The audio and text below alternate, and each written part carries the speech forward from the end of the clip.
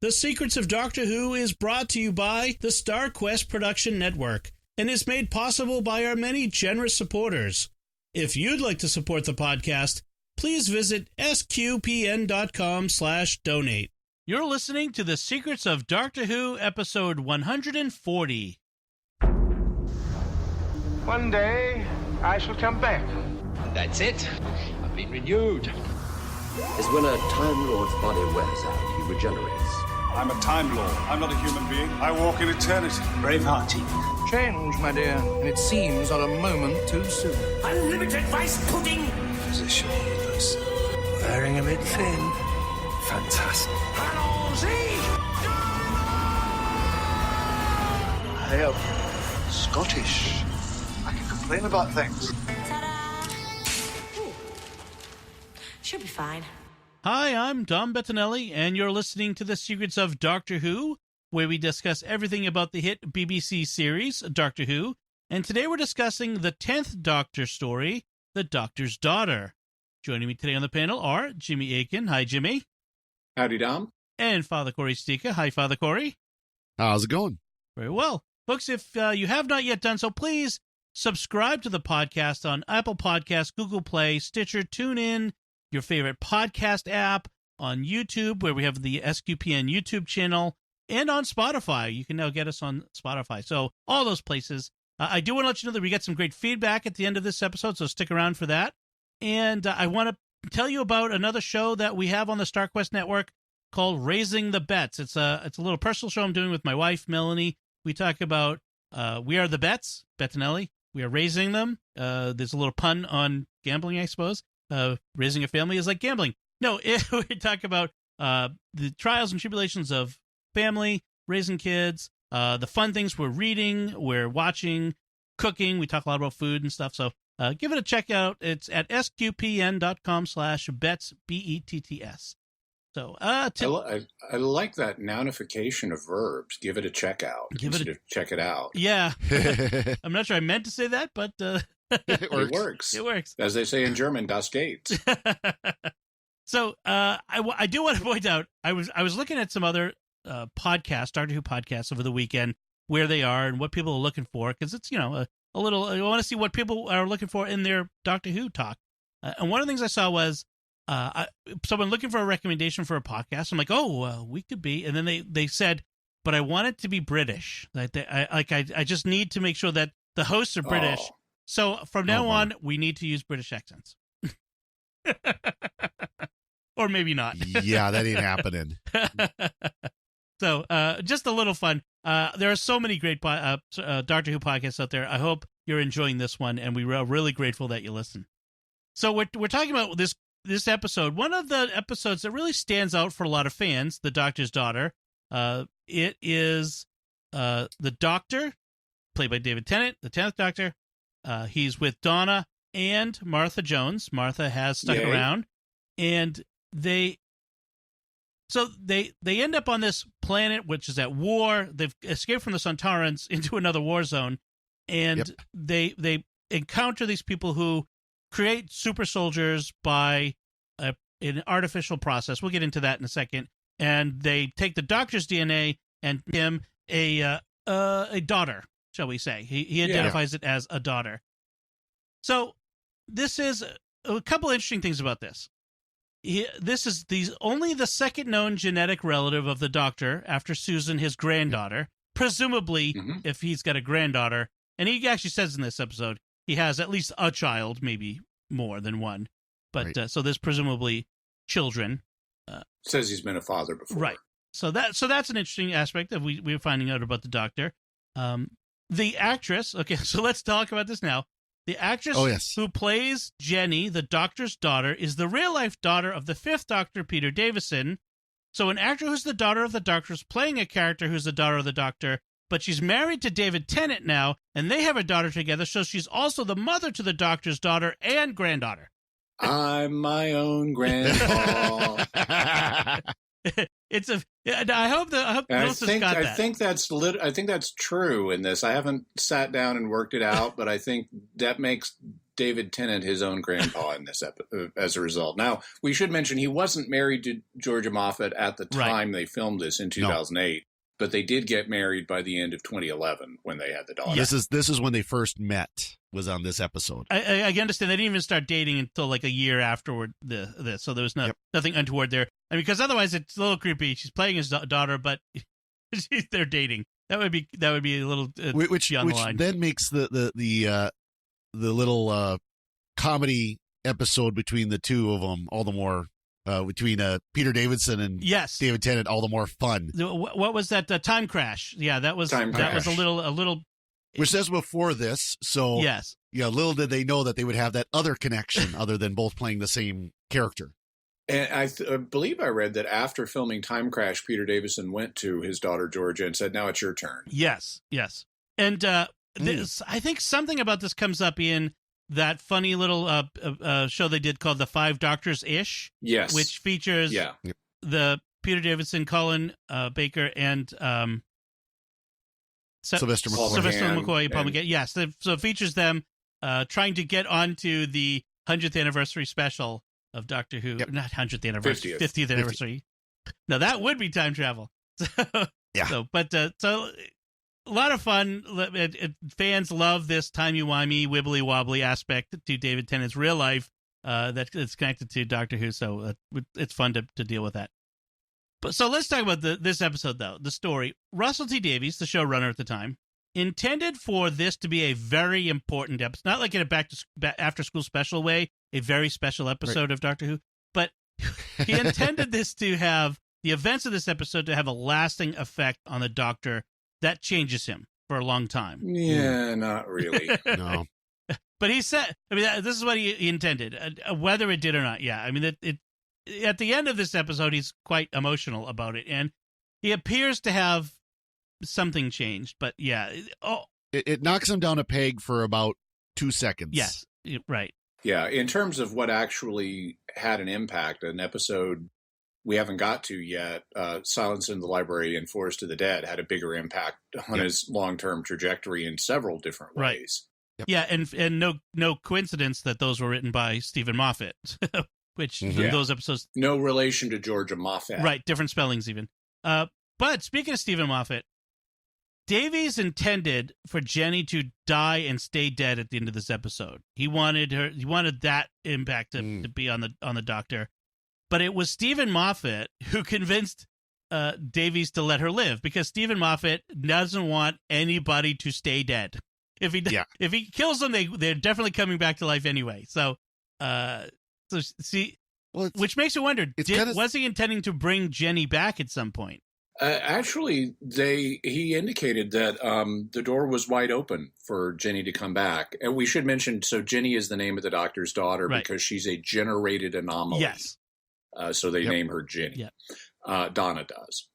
And the door was open for Jenny to come back, but it didn't end up happening on the TV show, and it seems unlikely at this point. Yeah. Unless she's the timeless child. Ooh. Start a rumor. But what's that? Start a rumor, yeah. But Jenny has appeared in spinoff media, including Big Finish. Yeah. So Georgia Moffat did a series last year with like 4 audio plays about Jenny doing the Doctor thing out there, saving civilizations and stuff. Yeah. I had to say, I kind of like Jenny. I like her spunk. I like her wide-eyed optimism sort of stuff. And I think... Oh, she had me as soon as she says, "Hi, Dad." Yes. Yeah. I mean, and it doesn't hurt that she's cute. I mean, let's be clear. She's very cute. But she just has that way about her that is like, that she's fun. You know, she's a Time Lord who's fun as opposed to old stodgy Doctor. So that's exactly. That's good. She's almost, in some ways, I'm kind of skipping ahead, but I just want to get a lot of this out of the way first. At the end, she's almost like the nearly dead Clara and Ishilda at the end of the 12th Doctor's run. Yep. Very much like heading off into space to do the thing on a TARDIS, or she doesn't have a TARDIS, but that sort of thing. At that point, she doesn't have a TARDIS. Yes. But she's clearly the Doctor's daughter. Yes. Yep. So that means she'll get one. So So we start the episode where we left off, the last one, where we left off on the Poison Sky. with they're stuck on the TARDIS. The TARDIS took off on its own with Martha still on board, unwillingly, and the TARDIS is going crazy, and is including the Doctor's severed hand. And remember that severed hand that got cut off during his regeneration episode at the very beginning of the second season. The Christmas invasion. That's right, the Christmas invasion. And so it's kind of going crazy. I kind of missed why. He says the hand, and I didn't. It's a rubber hand in a container of liquid. Yeah. But he said my hand's all excited about where we're going, and this leads to a quick lesson to Donna about the Doctor can regrow a hand. Right. But I didn't see the hand doing anything. I think they just kind of were shaking the camera, and we were expected to imagine the hand was like wiggling its fingers or something. Well, they upped the bubble so the hand did kind of wiggle a little bit in there. Right. Yeah. Donna says, I thought that was just some freaky alien thing. And I was like, you got cut off. You grew a new one. So the TARDIS brings them to this planet on their own. Martha is excited to be on an adventure again. She says, Donna says, I thought you wanted to go home. She says, I know, but all the same, it's that feeling you get. And Donna says, like you swallowed a hamster? Yeah. I suppose that could be an exciting feeling. Yeah. A butterfly might be a less gross way of thinking about it, but so they wander out into this battlefield, right before that, though, these soldiers pop out, take them at gunpoint, and shove the Doctor's arm in this giant machine and clone him. They say it's not cloning. It remixes the DNA, so she's not a genetic duplicate. She's a genetic remix, and thus a daughter. Okay, all right. So all right. That's a good. They call it progenation, right? Yeah. Okay. So this is, and that's to prevent cloning issues. I mean, I guess if you photocopy a person too much, it starts to degrade. Exactly. Yeah, and that's why sex, or biologically, that's why sex exists in the first place. Apparently, is because if everything is a clone, you're genetically vulnerable to microbes and stuff. So by remixing the DNA, you improve the immune system in an arms race against the microbiome. So remind me, the sex chromosomes, XY, XX, who's what? So in humans, males are XY and females are XX. So this would work if Time Lords code sex the same way humans do. However, even here on Earth, XY and XX are not the only way sex is determined. There are species that use other coding systems, and there are species that don't code sex genetically. You have some, like black mollies, that change their sex without changing their genetics. I wonder if that explains, like, one of the things fans bring up is why weren't Donna and Martha progenited here at this point? They would have been, but circumstances intervened. Okay. But, I wonder if they don't progenate women only because they could not make they would only produce more women, and you end up with an imbalance in the population. They might do that, but the implication is that they, later in the episode, they are going to do this to Donna, except they never get around to it, and presumably would have with Martha, except we had early companion separation. Okay. Yep. So both TARDIS and companion separation at the same time. Right. Yeah. So let's talk about that. There's a firefight with the fish people, the Hath, and Martha is captured by the Hath, and they blow the tunnel up to cut them off. So it's a battle between humans and Hath. Hell hath no fury like a... Never mind. I had a little Shakespeare reference in there somewhere, but so Martha ends up on the other side of this collapsed tunnel, and being a doctor, she notices one of the fish people is injured, and even at gunpoint, she helps them. Now she relocates his shoulder. Yes. Yep. We have a situation here where the audience doesn't understand what the alien fish people are saying. Right. They've got these things strapped to their faces that are like tubes of liquid that bubble. And I guess that's a breathing apparatus for them because they're natively underwater life forms, but they're not underwater. Right. And so all we ever hear is gurgling. And I really like that. It's nice not to hear the standard battle rhetoric of the antagonists in the episode. Yep. And it makes them more sympathetic since we can't overhear what they're saying. We can only infer it from their actions. Apparently, in the script, their dialogue was written out. And Martha apparently can understand what they're saying due to TARDIS translation.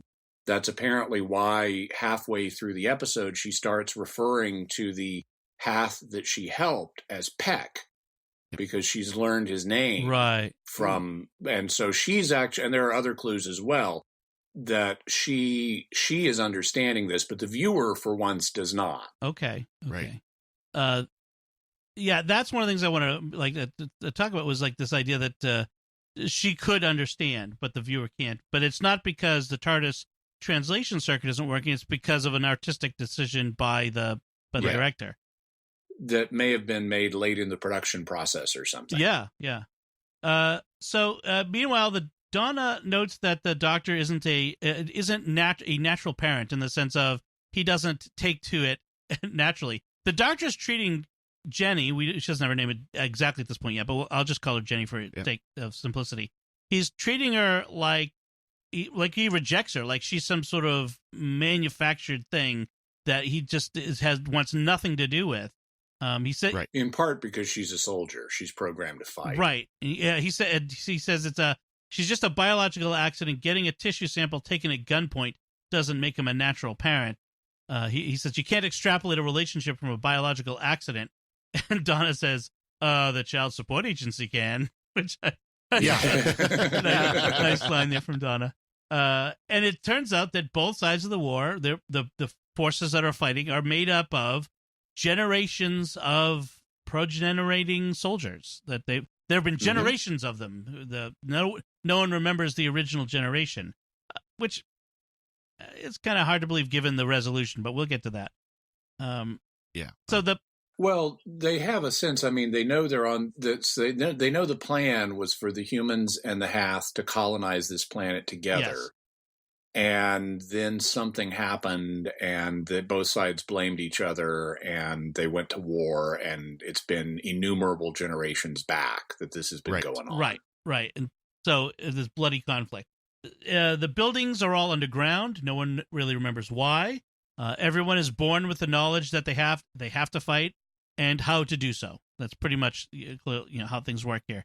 The Doctor finds they're looking at this holographic map, and he sonics it and ends up with a larger version of it that and both sides magically have access to it. Apparently, I thought originally when I watched this that someone had set up this war and made this balance of power between the two sides so that no one could ever gain an advantage, and that's why when one side gets the map that gives them a tactical advantage, the other side has to have it. But it turns out that's not the case.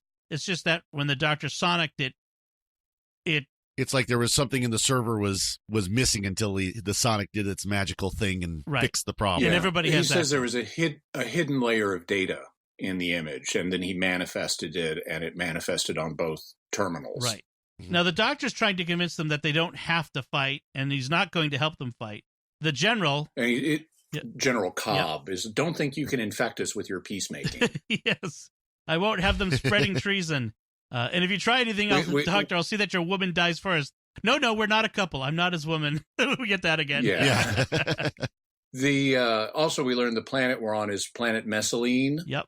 And the humans and the Hath are both after something called the Source, which is described as being a sigh by God, basically, left over from the creation of the world. And the Doctor says, no, it's not that. It's going to be something else, which in fact it is. It's something else. Right.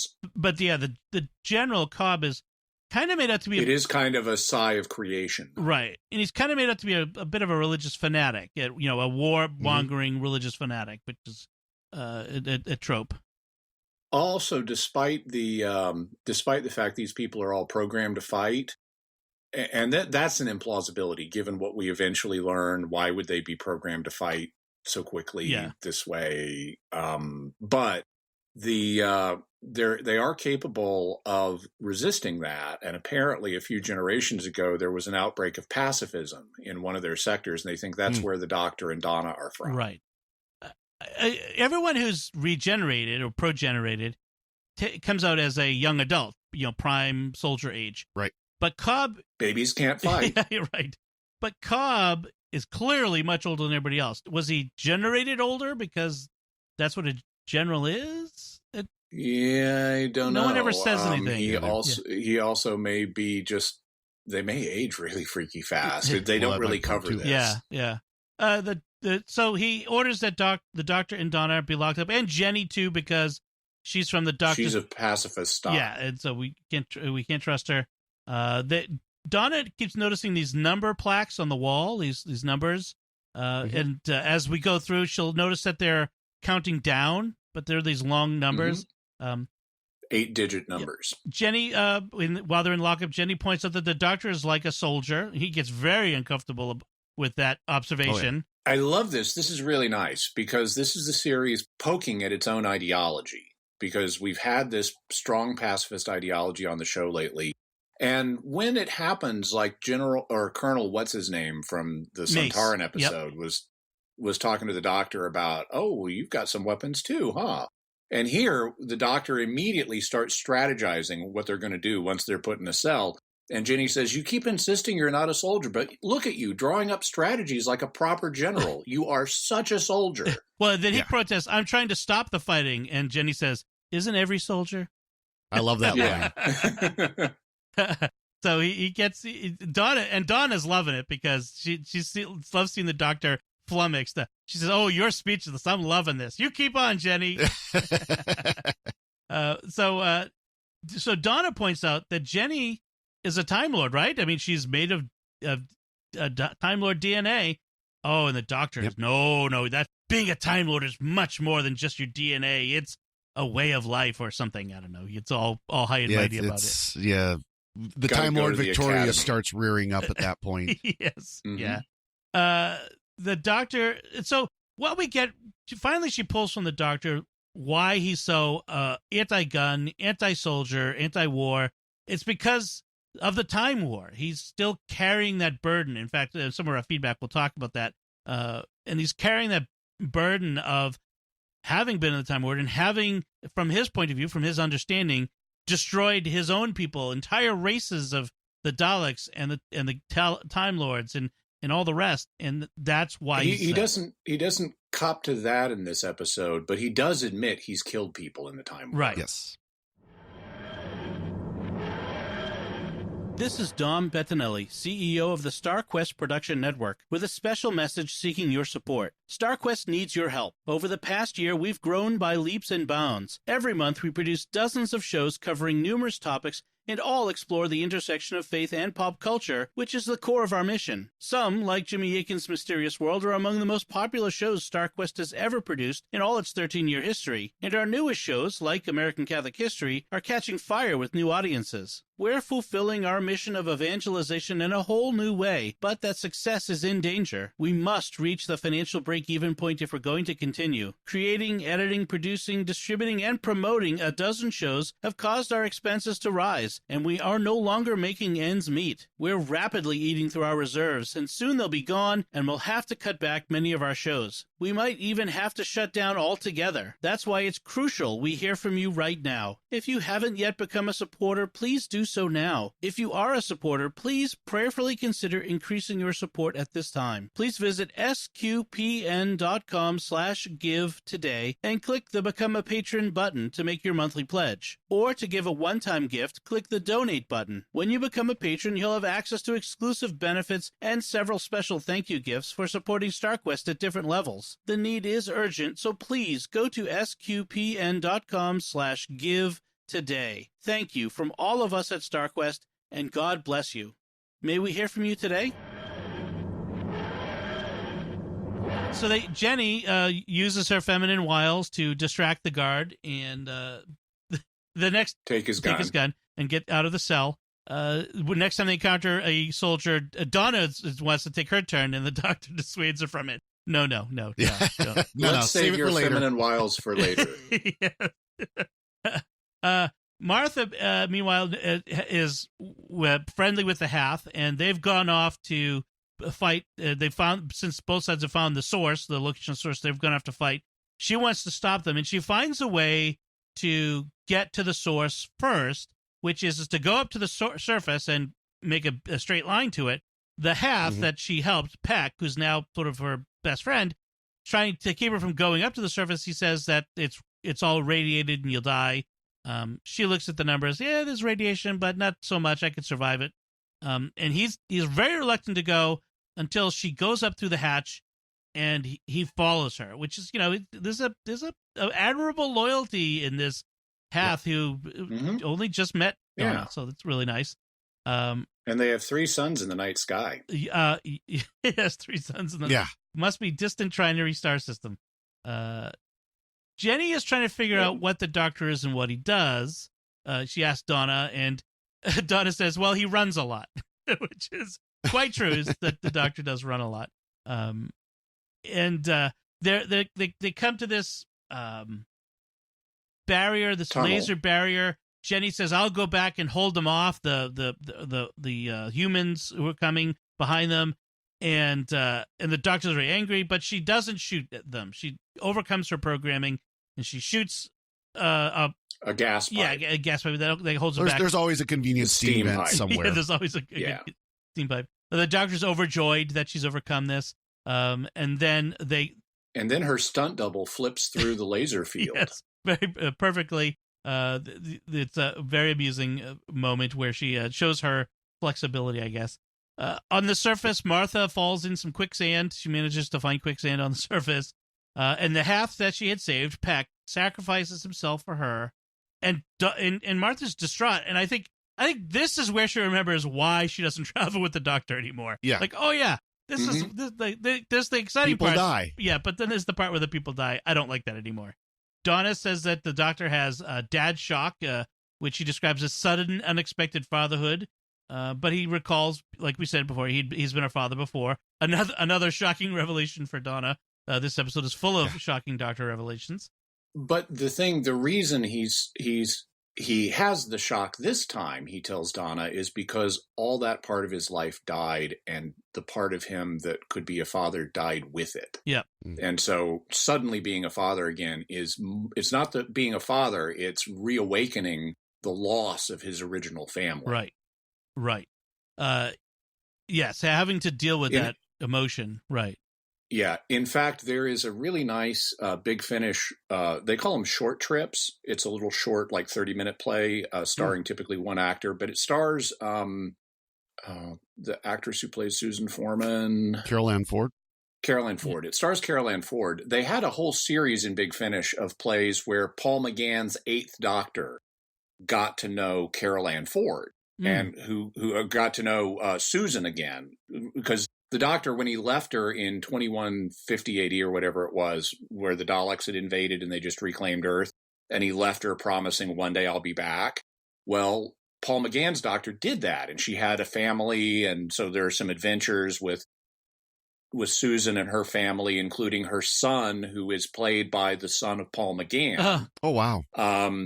But then there's an episode, a short track called All Hands on Deck.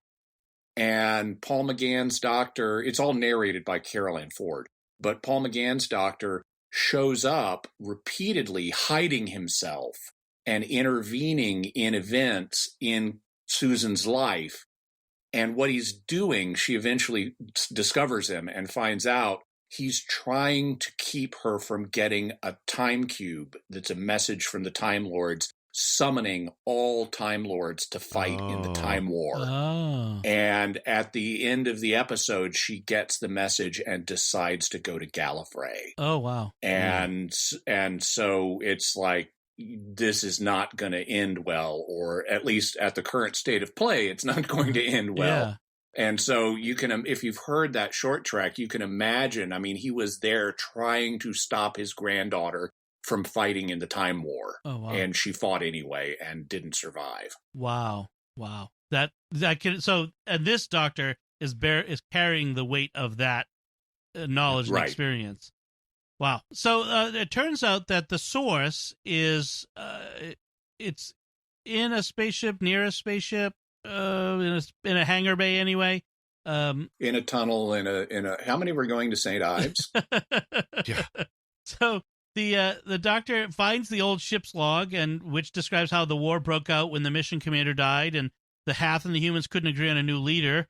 And then Donna deciphers the wall numbers at the same time. She finds it's a date, and that it's only been 7 days since the war started. But at 20 generations a day, that's 140 generations. Right, which would be, it's a crazy number. So that huge body count. I don't know where all the bodies are coming from and going to. Maybe back into the machine to provide raw material? Probably. Probably. Also, we learn effectively the date. It's apparently July 24th in the year 6012. Right. And they do the dates in the American fashion, and that's why they didn't figure it out right away, that it was a date. Why does everything look so old? We're also told it's the new Byzantine calendar. Right. They just, as far as the old question goes, they just wave a hand at it by saying they're not in ruins. They're just things that are empty look like they're in ruins, which no. Okay, whatever. It turns out the source is actually war takes a toll on buildings. Okay, yeah, we can say that. Yeah. The source is a terraforming device, and it's basically a collection of gases that will terraform, and presumably nanobots or something. Right. But you can see how it is kind of like a sigh of creation. Yep. Right. And it works by smashing it. Yeah. Very simple activation sequence. Right. The doctor says that their history of the Hath and the humans here is Chinese whispers, which is a term I hadn't heard before, but the American equivalent is the telephone game. Yes. Yep. Yes. I'm guessing it's politically incorrect to use Chinese whispers now. So, but not at the time they made this. Cobb, meanwhile, General Cobb he's one of those characters who refuses to accept defeat, even when it's in everyone's best interest. So the doctor declares the war over and smashes the terraforming sphere, and it releases all the gases, and it's beautiful. And the soldiers on both sides start laying down their weapons, except for General Cobb. Yes, he takes out his very old pistol, which I think is the same pistol that Wilf will wield later on. It's a very old, probably is Webley, I think it's called. Anyway, he tries to shoot the doctor, but Jenny jumps in front, of course, and she dies. Why can't she regenerate? Well, the doctor says she was too much like me or something. I'm not sure what that means. Well, so I don't think that was why she couldn't regenerate. Okay. Because he at first thinks she's going to regenerate. He says all we have to do is wait. Yeah. And Martha, the doctor, says there's no sign that that's going to happen. And Martha, apparently, she knows about regeneration. Donna doesn't, I don't think, at this point. Right. No. I'm not exactly sure why Martha knows about regeneration. I guess the doctor told her a lot about his background. / unit records, et cetera, et cetera. Yeah, it'd be in unit records, too. But Martha says it's not going to happen here. And I think it's Donna makes a comment about her being a lot like you or not enough like you. And the doctor says, no, she was too much like me, meaning she was a soldier. Okay. Oh, I see. All right. That's not a reference to why she couldn't regenerate, just that she was a soldier. That's why she died. And then he later on he says, Jenny was the reason for the TARDIS bringing us here. It just got here too soon, which then created Jenny in the first place, creating a paradox, an endless paradox, he says, which is interesting. I don't think that line quite works. It's not, you didn't get here too soon. You got here exactly when to generate the paradox. Right. Donna, Martha tries to warn Donna about traveling with the doctor that, I'm done. I remember now why I don't, and you'll get tired of it soon. And Donna's like, oh no, I will travel with the doctor forever, said every companion. Yeah. And then that was back on Earth as they were bringing Martha home. Back on Messaline, Jenny revives, and suddenly she's on board that shuttle. I mean, it's like we decided to film like an extra couple of scenes there, right? Like at the end of production. And she takes off on the shuttle to go be like the doctor out in space. Where you go? Tell my dad. But where are you going? oh, I've got the whole universe, planets to save, civilizations to rescue, so on and so forth. That's that. That's how we end it. So, and it's a little unclear in the episode. Did she actually regenerate, or was she brought back to life by this terraforming source? Yeah. And apparently the showrunners have indicated it was the latter. But it wasn't obvious to me that was what was happening, that it wasn't just regeneration that was delayed. Well, part of it is because the way they showed it was like with the Doctor, where it comes out of the mouth. She exhales this stuff, and I'm thinking, well, that kind of looks like Artron energy, but I think it's meant to be part of the source gases. Yeah. Right. Yeah. They just failed to come up with a new method of showing it. So, any other last notes on this, Father Corey? Just one quick thing. General Cobb was played by Nigel Terry, where he was also, if you have ever seen the early 80s movie Excalibur about King Arthur and the Round Table. Yep. He was King Arthur. Right. Oh, I remember that movie. Yeah. Dimly from the theater. Yes. Okay. Very good. Very good. I'm usually the one to catch those references, but I'm glad you got that one. Jimmy? I thought it was interesting that when they're doing the chase sequence through the tunnels where the Doctor and companions are staying ahead of General Cobb and his forces, that to signal the approach of the forces, they use a sound effect that involves shooting. And it's like, why are we hearing the sound of off-camera gunfire to signal the approach of these people? Who are they shooting at? Who are they shooting? It doesn't make any sense. Right. Also, very early in that sequence, Donna gets the Doctor to agree to take Jenny along as a companion. Yep. And so we have Jenny as a presumptive companion for a good chunk of the episode. Towards the end of the episode, after Cobb has shot Jenny, the Doctor takes the gun and holds it right up to Cobb's head and is apparently going to shoot Cobb. But then he doesn't. And he makes this speech, as the Doctor does, and tells them to and he says, I could, but I wouldn't.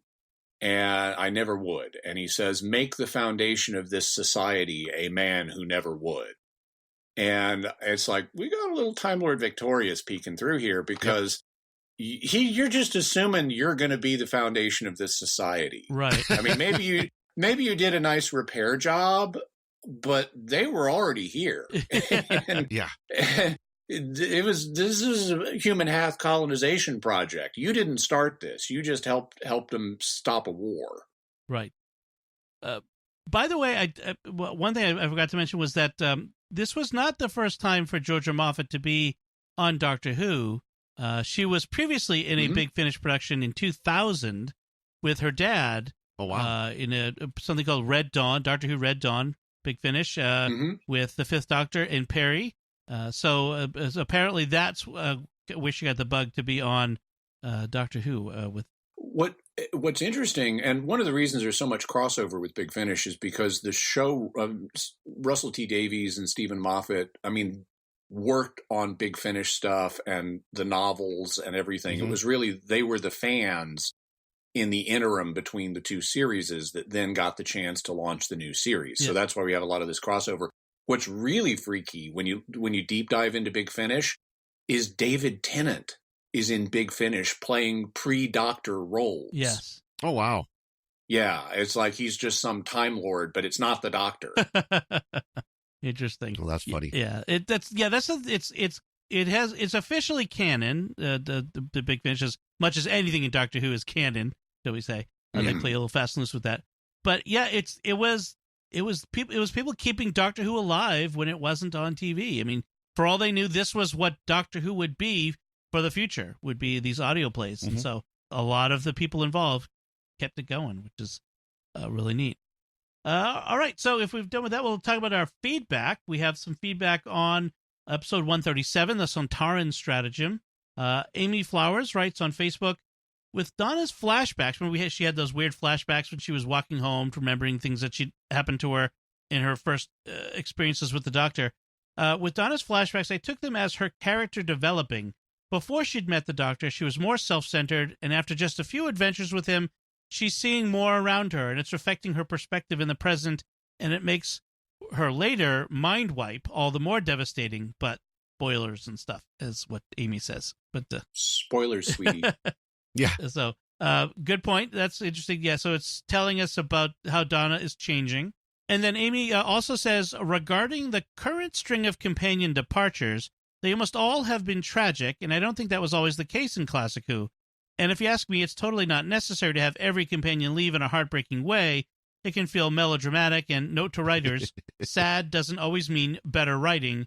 There's nothing wrong with a happy ending. Which yeah, I agree with that. I think and Amy is right. The classic companions didn't always leave under sad circumstances, although sometimes it was hard to write them out in a convincing way. They'd suddenly fall in love for no apparent reason, largely off screen, including the worst case of that, I think, is when Mel suddenly falls for the psychopathic pirate Sabalom Blitz and leaves, with no on-screen development of that. I think the modern writers have a problem in that they don't want to do the sudden romance, which is an obvious way to get a character out if they fall in love with somebody. They don't want to do a sudden romance departure. They want to do realistic things that would lead to someone departing. And if they don't want to build up a long-term romance that would take the focus off the sci-fi action, then it's easier to go with a sad, tragic departure rather than a happy one. And I think partly they have a limitation of imagination in terms of they can't conceive of anyone wanting to voluntarily stop traveling with the Doctor for anything other than an unpleasant reason. Well, and of course, the funny part is the first companions, Ian and Barbara, left because they got home. They got where they wanted to go. It was a happy ending. It might have been a couple of years, but they got home. Yeah. So maybe that's the solution. The Doctor can just kidnap some new companions on a broken TARDIS, and it'll take him a couple of years to get home. And he can pretend to leave them off at various random locations. Threaten to leave them. Okay. That is a good point. And I mean, parting is such sweet sorrow. So I mean, partings are usually sad at some point, but they don't have to be tragic. They don't have to be the end of the world. They don't have to be the Doctor standing in the rain staring thing. I'm so sorry. And there are, other ways, like the apparent planned departure for Ace was to have Ace graduate to go to the Time Lord Academy and become a Time Lady, even though she was a human. And they never got to film that because the series got canceled. But, that you could have a character with long-term goals that they end up moving on to achieve. I actually like Martha's departure, despite the overplaying of the Martha pining after the Doctor. I think that's one of the healthiest departures in New Who. Right. This is not good for me long term, and I'm getting out now. Exactly. Well, before I get damaged by it. That was actually a very healthy way to have a companion leave. Right. I mean, we almost got that with Clara too, where she was, I'm with Danny now, and I'm gonna stay here, and you're gonna go off and do your thing, and that's that. And then, nope. Then they had to fake kill her. All right. Tammy LML on YouTube writes, thanks for another fun episode review, guys. Just a tiny bit of trivia. The intruder window joke, remember, came out, intruder window, because intruder alert. Oh, right. Was first told in the episode Dalek with the Ninth Doctor by the billionaire Henry Van Staten. I don't know. Oh, that's right. Yeah, intruder. So I forgot about that one. However, the Doctor wasn't in that scene, so maybe the walls were thin, or someone told him the joke later. But that was in the underground bunker there. And then Catherine O'Hare on Facebook says, each regeneration has characteristics born out of the previous death. I thought New Who doctors showed an aversion to guns due to their PTSD from the Time War. I found this quote, though, from the Robots of Death. I never carry weapons. If people see you mean them no harm, they never hurt you, 9 times out of 10. Which is a terrible philosophy. It's going to get you killed. So it's a common thread throughout Doctor Who, but New Who lays it on heavy sometimes. So yeah. So yeah, and we've talked about that. We've seen it in Classic Who. That we recently talked about the Sixth Doctor rejecting the use of guns being handed to him and that sort of thing. So that's our feedback. Thank you very much for all that feedback. We really do appreciate hearing from all of our listeners. It's really great to hear from you. We want to take a moment as we finish up to thank our patrons who make it possible for us to create The Secrets of Doctor Who, including Kathy D., Mark L., John K., Chris, and John D. Their generous donations at sqpn.com/give make it possible for us to continue The Secrets of Doctor Who and all the shows at StarQuest. You can join them by visiting sqpn.com/give. All right, so that's it from us. What did you think of the 10th Doctor story, The Doctor's Daughter? Let us know by visiting sqpn.com, or you can go to the Secrets of Doctor Who Facebook page, or you can send us an email to doctorwho@sqpn.com. We'll be back next time when we'll be discussing the 7th Doctor story, Dragonfire. Until then, Father Corey Stika, thank you for joining me in sharing The Secrets of Doctor Who. I'm glad to be here, and thank you, Dom. And Jimmy Aiken, thank you as well. Thanks, Dom. And once again, I'm Dom Bettinelli. Thank you for listening to The Secrets of Doctor Who on StarQuest. And remember, planets to save, civilizations to rescue, creatures to defeat, and an awful lot of running to do. Right. This is going to be fun.